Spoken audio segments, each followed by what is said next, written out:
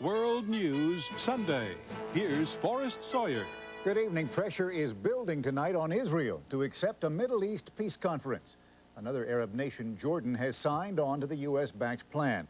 And Secretary of State James Baker, who today traveled from Saudi Arabia to Jordan, moved on to Jerusalem for some diplomatic arm twisting. As Barry Dunsmore reports, Israeli agreement still won't come easy. Secretary Baker's first meeting with Prime Minister Shamir lasted only an hour and a half.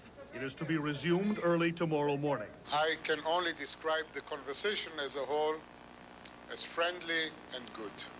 This is Baker's toughest stop, convincing the Israelis to accept an American compromise on procedures for a Mideast peace conference.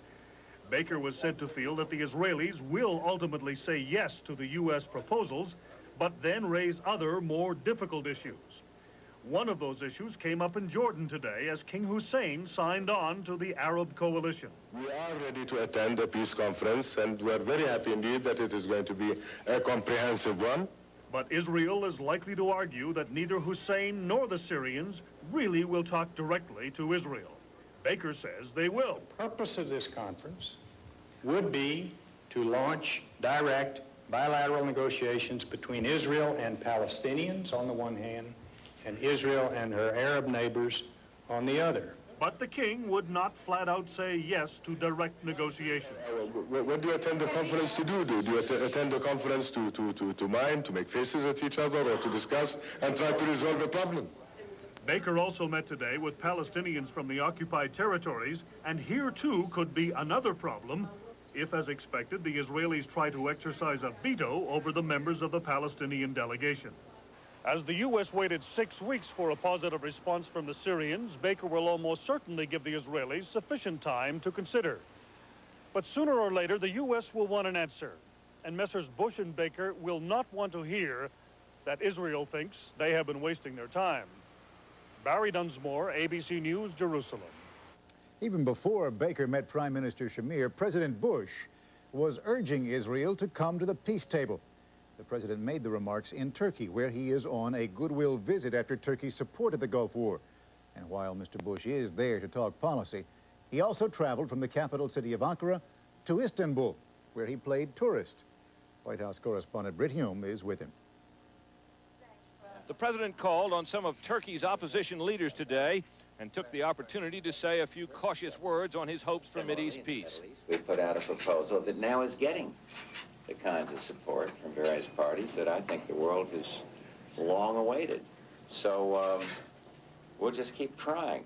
But what about Israel? What should it do? His answer repeated familiar U.S. policy against new Israeli settlements in the occupied territories. But coming now, it had new emphasis. Well, we're asking that there be positive responses from all the parties. And our policy is well known on with Israel on settlements. We haven't changed one bit. And so there's some sticking points there. Asked again what he specifically wanted from the Israelis, the president came back to the issue again.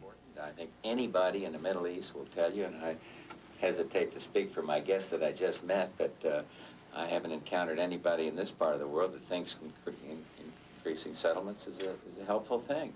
That said, Mr. Bush spent the rest of the day in this fabled city where East meets West, receiving the grandest of tours with his friend Turkish President Özal. It was a rare day in the life of George Bush, who has been nearly everywhere in the world, but never before here, and seldom spends much time in the role of tourist.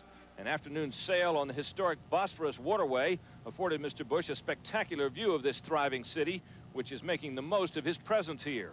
Sailing under one of the bridges that connects the European part of the city with its Asian section, the president could look up and see giant wind-blown banners bearing his face and that of his host spread against the sky. The president would not likely get that kind of reception in Israel tonight, and he knows that it will take more than a suspension of settlements by the Israelis to start anything that could really be called a peace process. But his experience with the Israelis seems to have convinced him that it's best to keep the expectations low and the pressure high. Britt Hume, ABC News, Istanbul. One other diplomatic note, Soviet President Gorbachev reportedly came up with his own high-pressure offer at last week's economic summit. Newsweek magazine reports Gorbachev offered to sell shares in the Soviet defense industry in exchange for access to Western technology. The report says the proposal, which would give the West Soviet military secrets, was positively received, particularly by the Japanese. Coming up, a catastrophic oil spill off the coast of Australia. How the success of recycling programs has produced too much of a good thing. And later in this broadcast, a new passion that's bringing some old-fashioned music back to life.